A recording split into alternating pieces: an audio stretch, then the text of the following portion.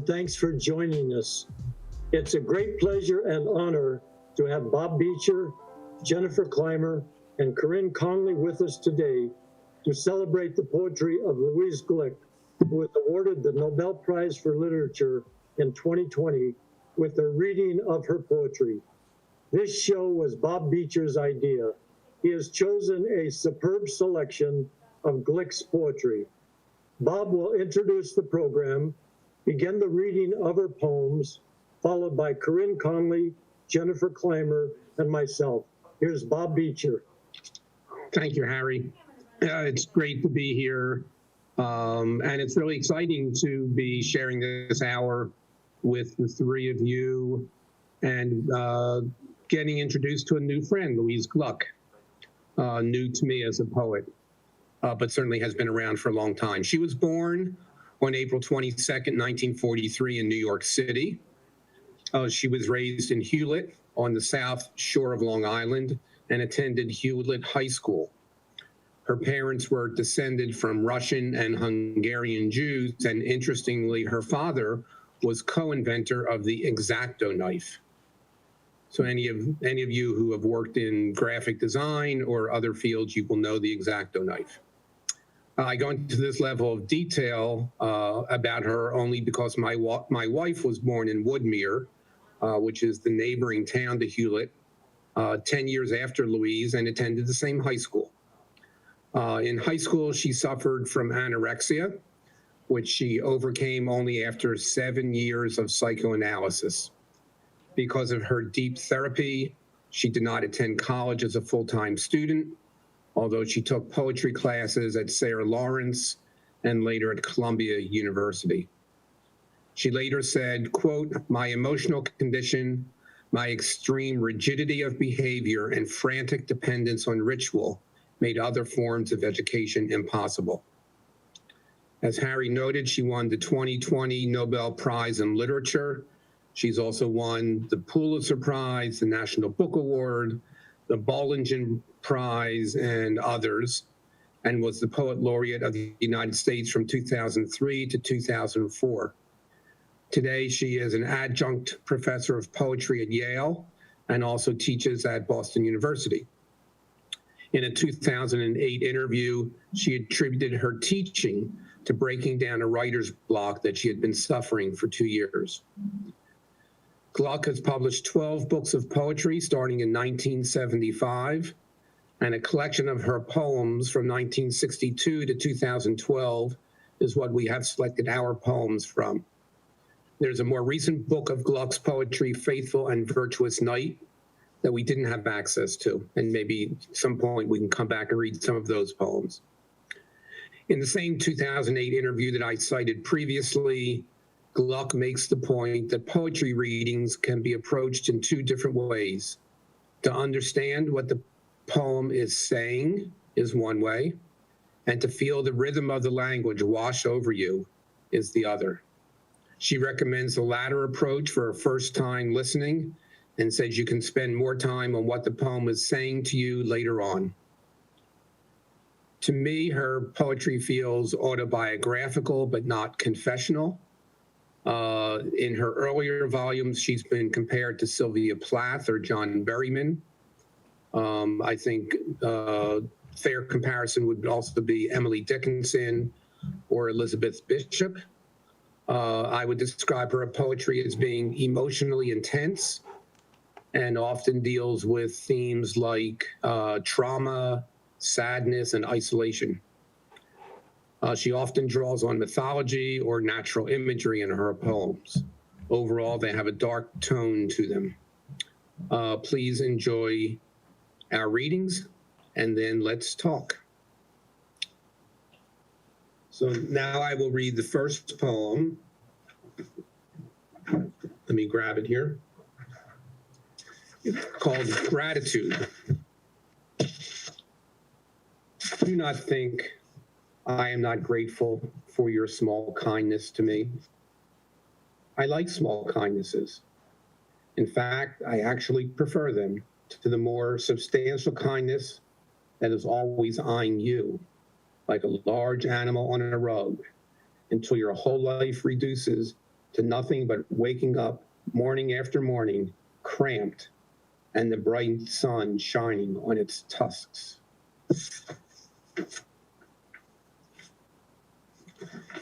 And that was Gratitude. And that was from her second volume called The House on Marshland. The next one, Poem, is also from that volume. In the early evening, as now, a man is bending over his writing table. Slowly, he lifts his head. A woman appears carrying roses. Her face floats to the surface of the mirror, marked with the green spokes of rose stems. It is a form of suffering. Then always the transparent page raised to the window until its veins emerge as words finally filled with ink. And I am meant to understand what binds them together, or to the gray house held firmly in place by dusk, because I must enter their lives. It is spring, the pear tree filming with weak white blossoms. Black clothes.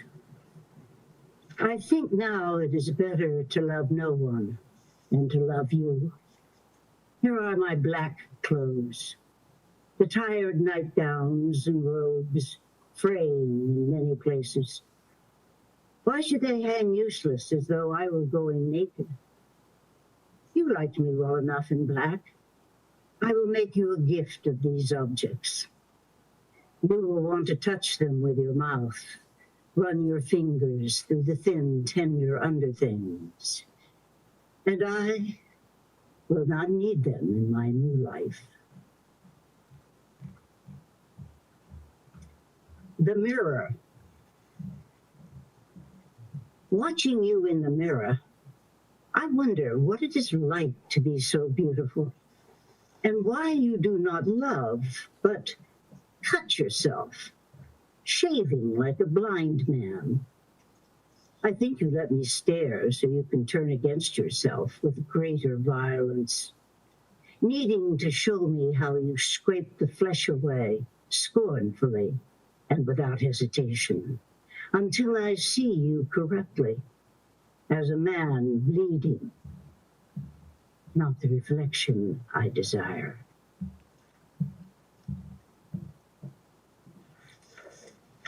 Portrait.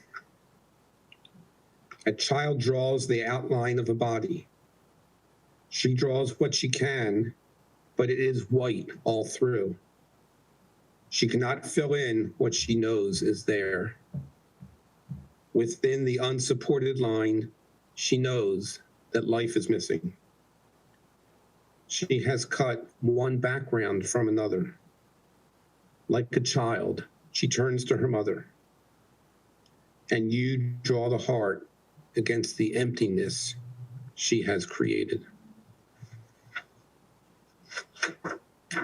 Happiness. A man and woman lie on a white bed. It is morning.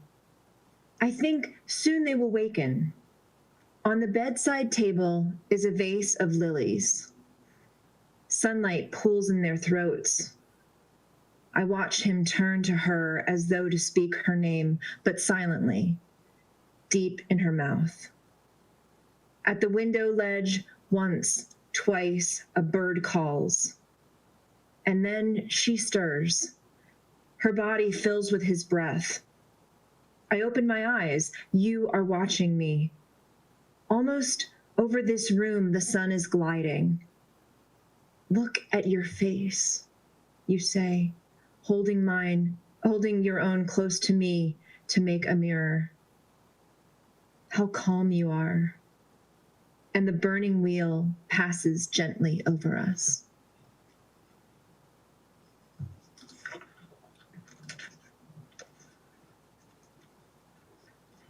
Celestial music. I have a friend who still believes in heaven. Not a stupid person, yet with all she knows, she literally talks to God. She thinks someone listens in heaven. On earth, she's unusually competent, brave too, able to face unpleasantness. We found a caterpillar dying in the dirt, greedy ants crawling all over it. I'm always moved by weakness, by disaster, always eager to oppose vitality, but timid also, quick to shut my eyes. Whereas my friend was able to watch, to let events play out according to nature. For my sake, she intervened, brushing a few ants off the torn thing and set it down across the road. My friend says I shut my eyes to God, that nothing else explains my aversion to reality. She says I'm like the child who buries her head in the pillow so as not to see. The child who tells herself that light causes sadness. My friend is like the mother, patient, urging me to wake up an adult like herself, a courageous person. In my dreams, my friend reproaches me. We're walking on the same road, except it's winter now. She's telling me that when you love the world, you hear celestial music. Look up, she says. When I look up, nothing. Only clouds, snow, a white business in the trees like brides leaping to a great height. Then I'm afraid for her. I see her caught in a net, deliberately cast over the earth. In reality, we sit by the side of the road watching the sunset. From time to time, the silence pierced by a bird call. It's this moment we're both trying to explain, the fact that we're at ease with death, with solitude. My friend draws a circle in the dirt. Inside, the caterpillar doesn't move. She's always trying to make something whole, something beautiful, an image capable of life apart from her. We're very quiet. It's peaceful sitting here, not speaking, the composition fixed, the road turning suddenly dark, the air going cool, here and there the rocks shining and glittering. It's this stillness that we both love. The love of form is a love of endings.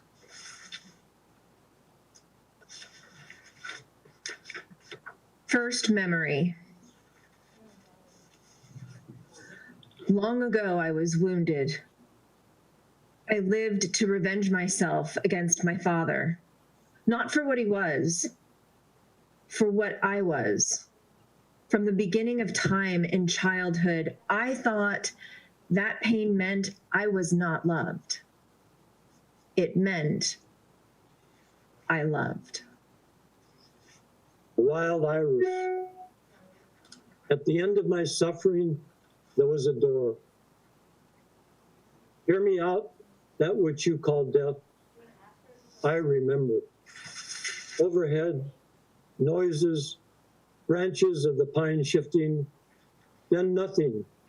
The weak sun flickered over the dry surface. It is terrible to survive as consciousness, buried in the dark earth. Then it was over, that which you fear, being a soul and unable to speak, ending abruptly, the stiff earth bending a little, and what I took to be birds darting in low shrubs. You who do not remember passage from the other world, I tell you I could speak again. Whatever returns from oblivion returns to find a voice. From the center of my life came a great fountain, deep blue shadows on azure seawater. Mountains. The sun shines by the mailbox. Leaves of the divided birch tree folded, pleated like fins. underneath the hollow stems of the white daffodils, ice rings, cantatrice, dark leaves of the wild violet. Noah says depressives hate the spring, imbalance between the inner and the outer world. I make another case. Being depressed, yes, but in a sense passionately attached to the living tree. My body actually curled in the split trunk, almost at peace in the evening rain, almost able to feel sap frothing and rising. Noah says this is an era of depressives, identifying with a tree, whereas the happy heart wanders the garden like a falling leaf, a figure for the part, not the whole. The garden. I couldn't do it again. I can hardly bear to look at it. In the garden, in light rain, the young couple planting a row of peas, as though no one has ever done this before. The great difficulties have never as yet been faced and solved. They cannot see themselves in fresh dirt starting up without perspective. The hills behind them, pale green, clouded with flowers. She wants to stop. He wants to get to the end, to stay with the thing. Look at her, touching his cheek to make a truce, her fingers cool with spring rain in thin grass, bursts of purple crocus. Even here, even at the beginning of love, her hand leaving his face makes an image of departure, and they think they are free to overlook the sadness. The hawthorn tree, side by side, not hand in hand, I watch you, walking in the summer garden, things that can't move, learn to see. I do not need to chase you through the garden. Human beings leave signs of feeling everywhere. Flowers scattered on the dirt path, all white and gold, some lifted a little bit by the evening wind. I do not need to follow where you are now, deep in the poisonous field, to know the cause of your flight, human passion or rage, for what else would you let drop all you have gathered? Early darkness. How can you say earth should give me joy? Each thing born is my burden. I cannot succeed with all of you. And you would like to dictate to me. You would like to tell me who among you is most valuable, who most resembles me. And you hold up as an example the pure life, the detachment you struggle to achieve. How can you understand me when you cannot understand yourselves? Your memory is not powerful enough. It will not reach back far enough. Never forget, you are my children. You are not suffering because you touched each other, but because you were born, because you required life separate from me. Harvest. It grieves me to think of you in the past. Look at you, blindly clinging to earth as though it were the vineyard of heaven, while the fields go up in flames around you. Ah, little ones, how unsubtle you are. It is at once the gift and the torment. If what you fear in death is punishment beyond this, you need not fear death. How many times must I destroy my own creation to teach you this is your punishment? With one gesture, I establish you in time and in paradise. Ithaca. The beloved doesn't need to live. The beloved lives in the head. The loom is for the suitors, strung up like a harp with white shroud thread. He was two people. He was body and voice, the easy magnetism of a living man, and then the unfolding dream or image shaped by the woman working the loom, sitting there in a hall filled with literal-minded men. As you pity the deceived sea that tried to take him away forever and only took the first, the actual husband, you must pity these men. They don't know what they are looking at. They don't know that when one loves this way, the shroud becomes a wedding dress.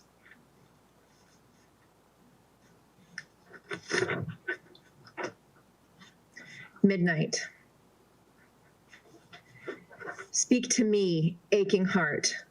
What ridiculous errand are you inventing for yourself, weeping in the dark garage with your sack of garbage?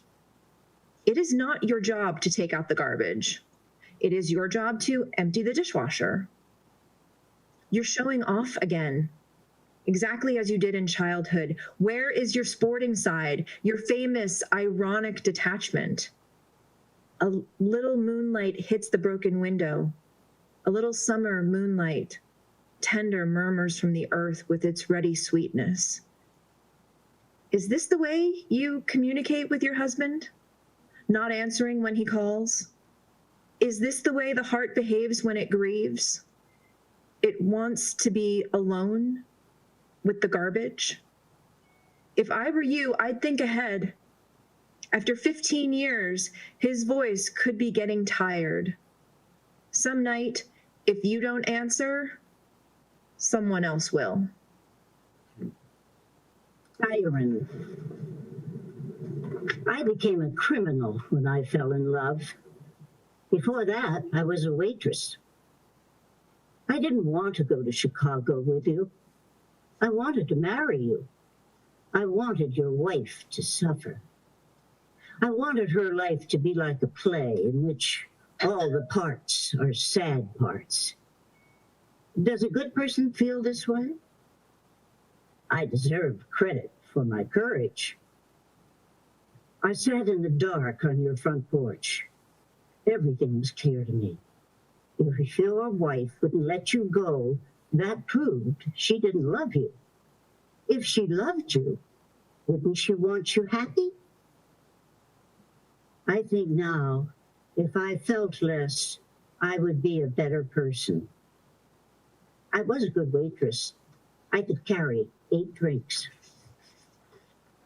I used to tell you my dreams.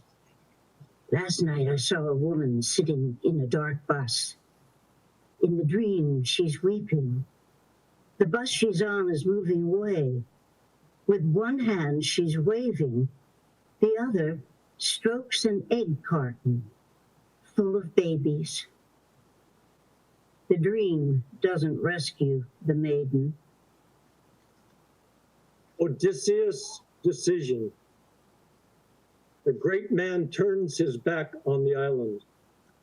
Now he will not die in paradise, nor hear again the lutes of paradise among the olive trees, by the clear pools under the cypresses. Time begins now in which he hears again that pulse which is the narrative sea at dawn when its pull is strongest. What has brought us here will lead us away. Our ship sways in the tinted harbor water. Now the spell is ended. Give him back his life. Sea that can only move forward. Unwritten law. Interesting how we fall in love. In my case, absolutely. Absolutely, and alas, often. So it was in my youth, and always with rather boyish men, unformed, sullen, or shyly kicking the dead leaves in the manner of Balanchine. nor did I see them as versions of the same thing. I, with my inflexible Platonism, my fierce seeing of only one thing at a time, I ruled against the indefinite article. And yet, mistakes of my youth made me hopeless because they repeated themselves, as is commonly true. But in you, I felt something beyond the archetype, a true expansiveness, a buoyance and love of the earth utterly alien to my nature. To my credit, I blessed my good fortune in you, blessed it absolutely in the manner of those years. And you, in your wisdom and cruelty, gradually taught me the meaninglessness of that term. Circe's power. I never turned anyone into a pig. Some people are pigs. I make them look like pigs. I'm sick of your world that's I'm sick of your world that lets the outside disguise the inside. Your men weren't bad men. Undisciplined life did that to them. As pigs under the care of me and my ladies, they sweetened right up. I then reversed the spell, showing you my goodness as well as my power. I saw we could be happy here, as men and women are when their needs are simple. In the same breath, I foresaw your departure, your men, with my help, braving the crying and pounding sea. You think a few tears upset me? My friend, every sorceress is a pragmatist at heart. Nobody sees essence who cannot face limitation.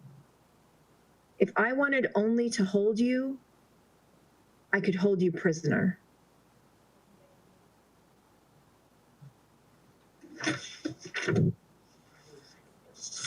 August. My sister painted her nails fuchsia, a color named after a fruit. All of the colors were named after foods: coffee frost, tangerine sherbet.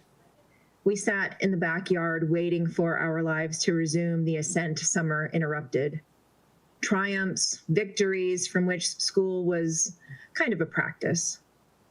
The teachers smiled down at us, pinning on blue ribbons, and in our heads, we smiled down at the teachers. Our lives were stored in our heads. We hadn't begun. We were both sure we knew when they did. They certainly weren't this. We sat in the backyard watching our bodies change.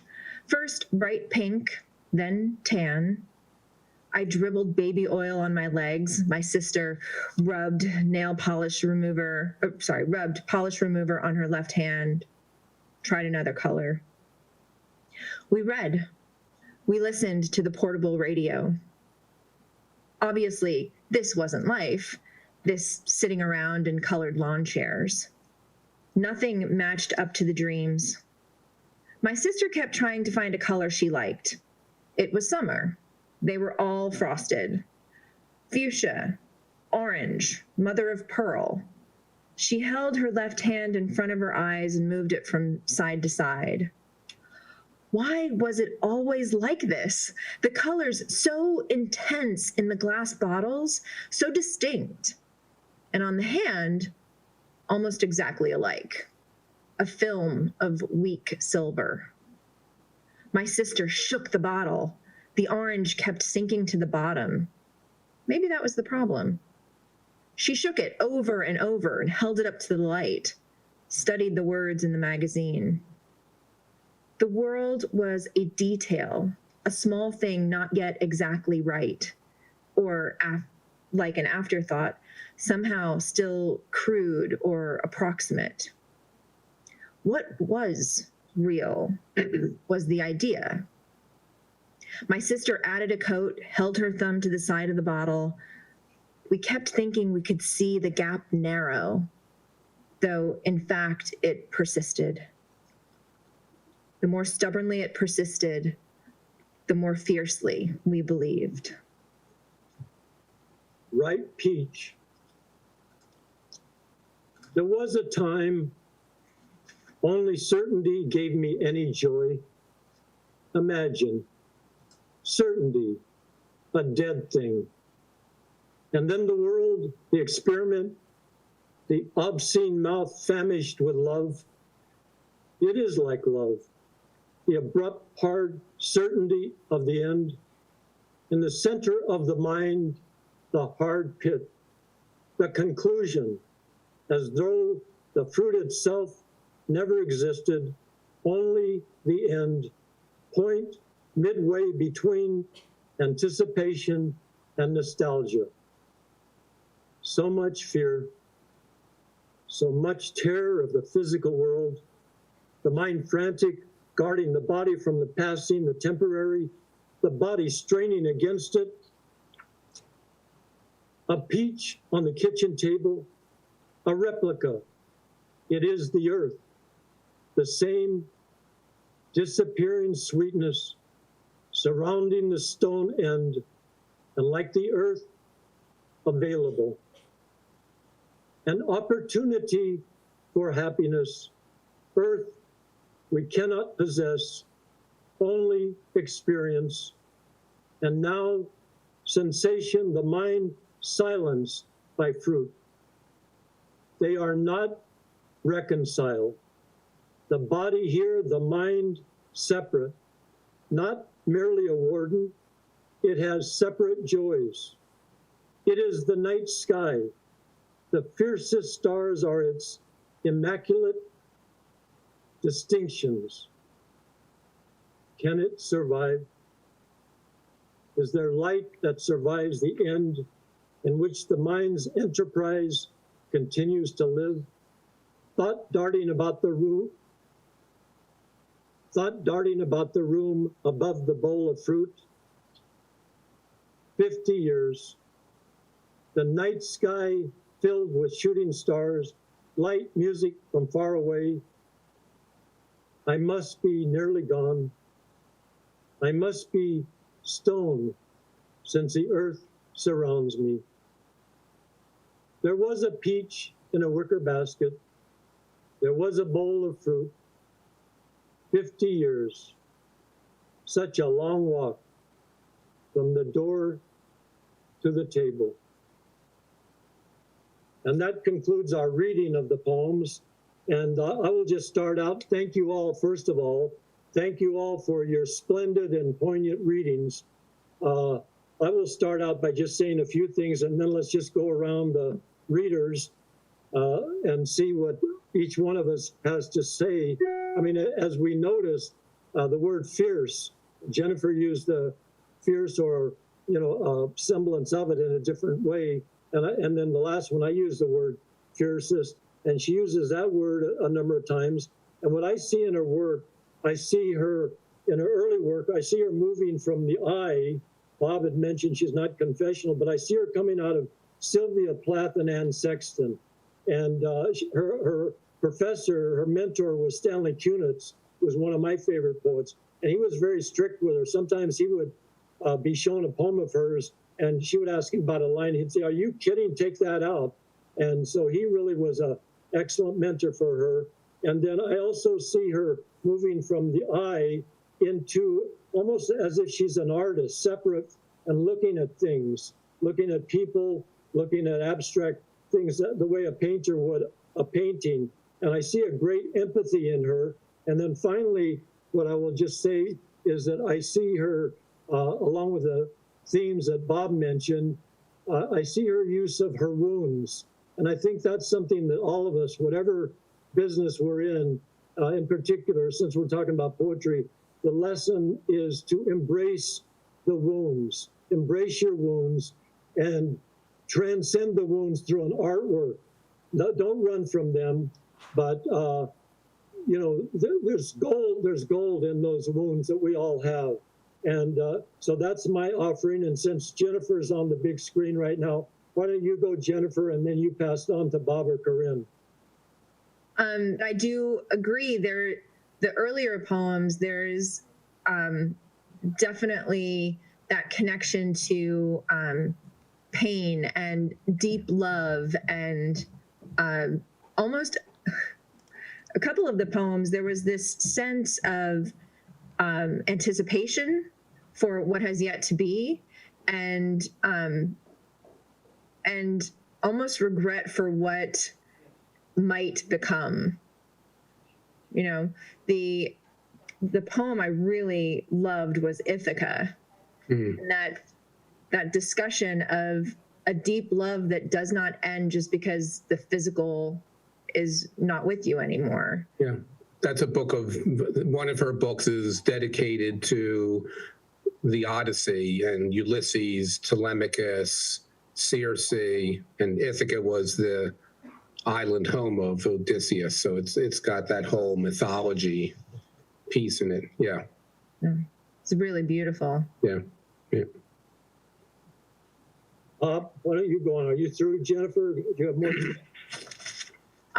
I'm sure I will kick in a little bit more. I also thank you for assigning me August. That was a lot of fun, and it took me back to my own days of sunbathing outside with dear friends, where the portable radio and sure, maybe we're going to burn, but it'll turn to tan. And the baby oil, right? And the baby oil, yeah. You know, I wanted to focus, Harry, just on one poem that Jennifer read so beautifully called Happiness. And it really captures, I think, a lot of what I see in her. I feel like there's a lot of underlying pain and suffering in almost everything that she writes. But in the poem Happiness, the perspective keeps on changing. A man and woman lie in a white bed. It is morning. I think soon they will awaken. So it's, you know, someone looking at these people lying in bed. And then I open my eyes. You are watching me. All of a sudden, it's her lying in bed. So it's sort of this out-of-body shifting perspective. And this beautiful line, when I read this poem the first time, it stuck with me. And when Jennifer read it, on the bedside table is a vase of lilies. Sunlight pools in their throats. It's such a beautiful image. I think this poetry is really amazing. The language is beautiful, the precision and the sharpness of it, and just I don't know a better word, just the metaphysics of everything she's talking about in these poems is really pretty remarkable, I think. So when I was trying to prepare for this particular poem, for Happiness, the shifting perspective threw me for a moment, but then I put it into the thought of, this is kind of a waking dream. This is that moment where she's reflective on happiness that it exists for her, or that my hope is she's coming into a waking state and knows that this incredible man is going to be next to her, holding his face to hers as a mirror for happiness. So that kind of out of body, just as you're waking up, and the sunlight filling the room, and all of it anchored in the moving of the sun gliding across the room, and then the burning wheel gently passes over us. Yes, I love that last line, the burning wheel gently passing over us. It's, I also loved Corinne reading the Siren. Yeah. Is that also, I mean, Siren obviously is the, from mythology and from Odysseus. Right. But to change it into that perspective of, you know, the other woman, it's so great. And I felt like a very young other woman. Yeah. I don't know, I guess it was just something I remember in my life of a young friend that I had, and who had this kind of experience. it just seemed to suit how she felt about herself. I felt, I think, they say that she's not confessional, but there certainly seems to be a lot of personal angst in all her poetry. It's hard to believe that, she hasn't actually lived through and felt these particular emotions. Yeah. You did say, Bob, when you read about it, that she said just when you first read her, just get the essence of it and then maybe go back. I certainly found that true because every time I read each of these poems, I would get a feeling throughout. And then I'd get to the last couple of lines and it would throw a hooker like another. I think it was going some other way. So in one way, I feel as though the essence of the poems reaches out into many different, not a particular story, but it can blend into many of your feelings. Yeah. They're just emotional undercurrents that affect you. Yeah. In terms of that, what I see too is that she's really good at using nature and human desire, and she uses an objective correlative where she'll take something out in the world and then for an interior state. And then, she is strange enough, she is a love poet, but somewhat elegiac. And also, in the poem you read, Corinne, about here are my black clothes. And she has that line, I think now it is better to love no one than to love you. So you see love, desire, black, death, and you see a certain clarity in her work too. And she is very strict. A friend of mine went to one of her readings. I think it may have been, I don't know if it was at the Hammer, but he was standing there and some woman came up to him and said, your poetry is difficult to understand. And she says, good. And then she says, I make my poetry difficult, not for the reader, but for me. So in other words, it's she knows what she's up against in the world.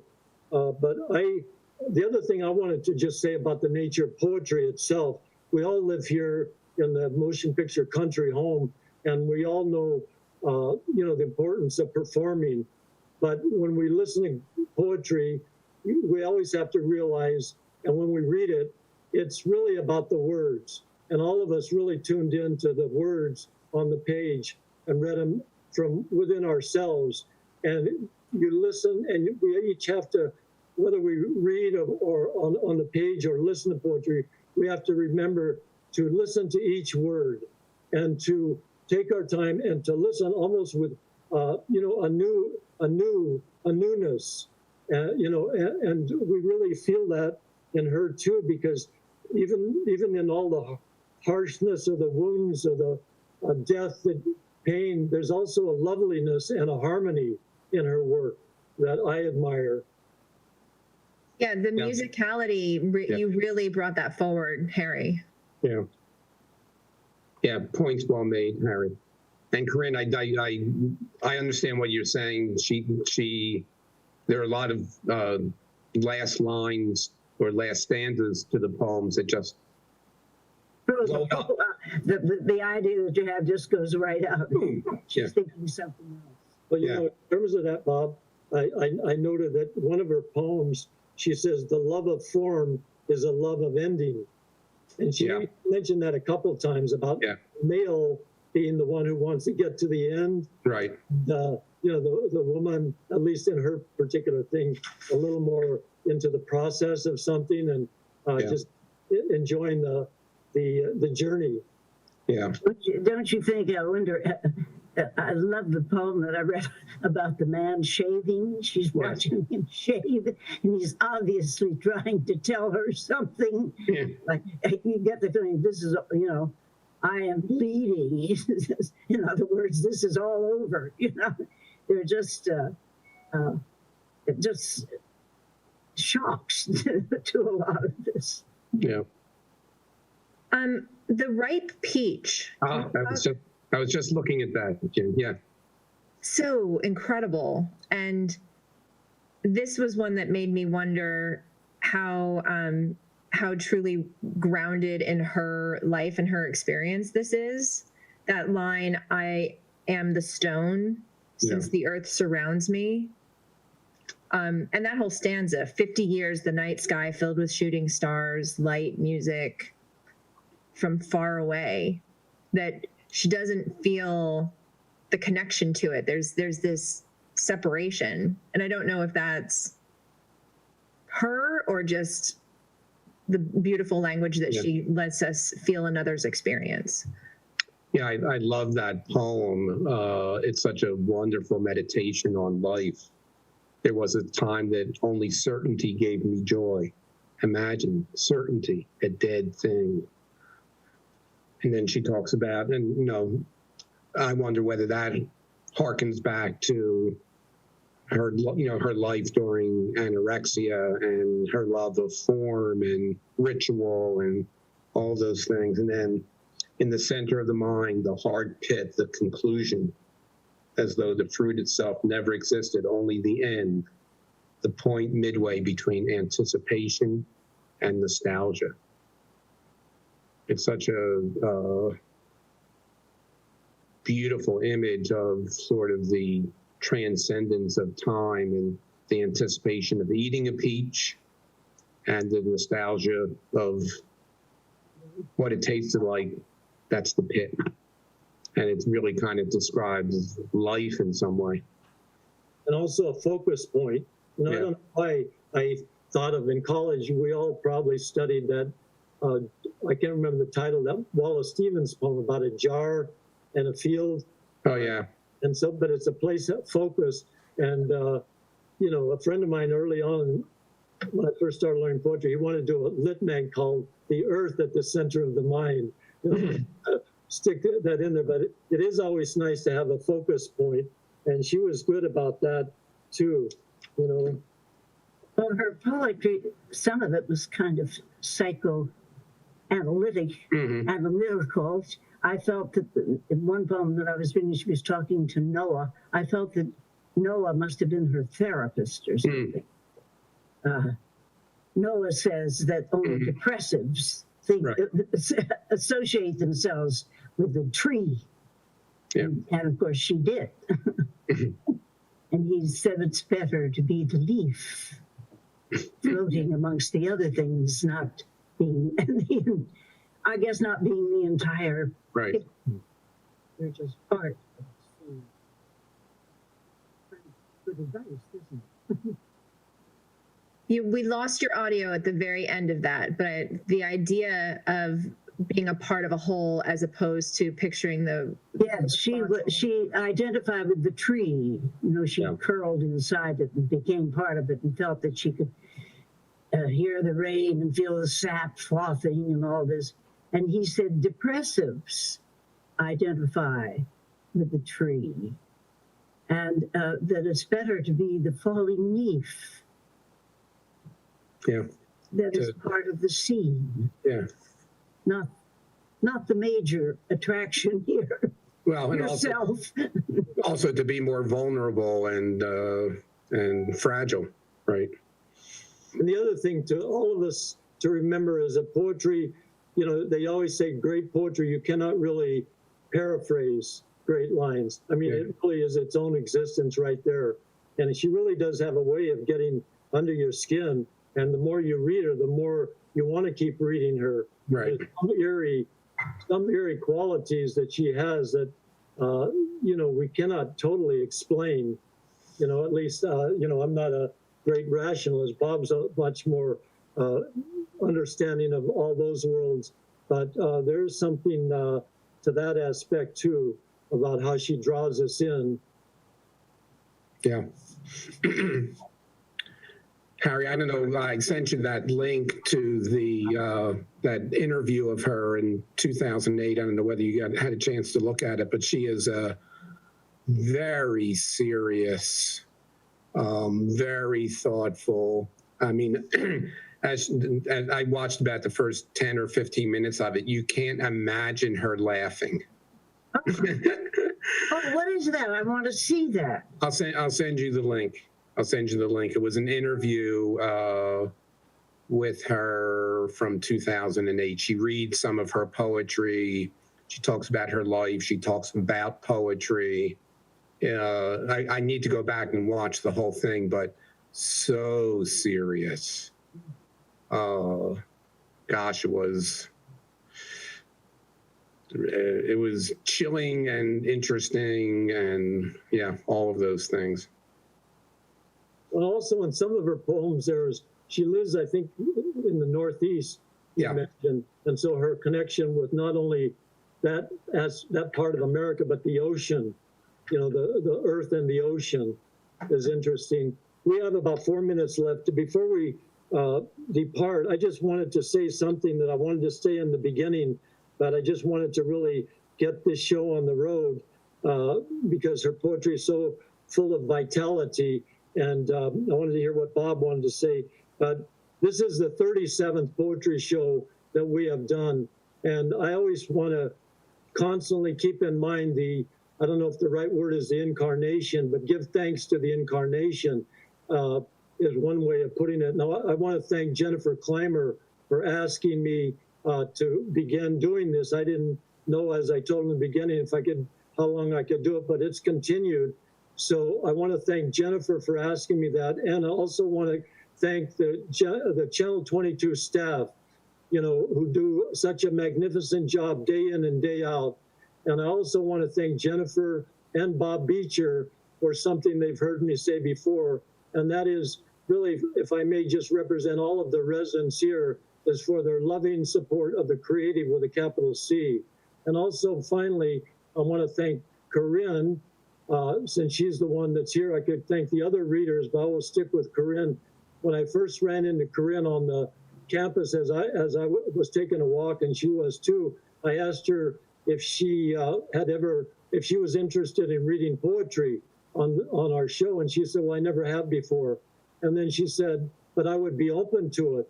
And Jennifer and Corinne, as many of us know, has been an excellent actress for 50 years plus in stage, TV, and screen, and she won a Canadian Council of Authors and Artists Best Actress Award. And she's just I just have to say, Harry, I certainly, you can't work in Canada and not have read poetry before.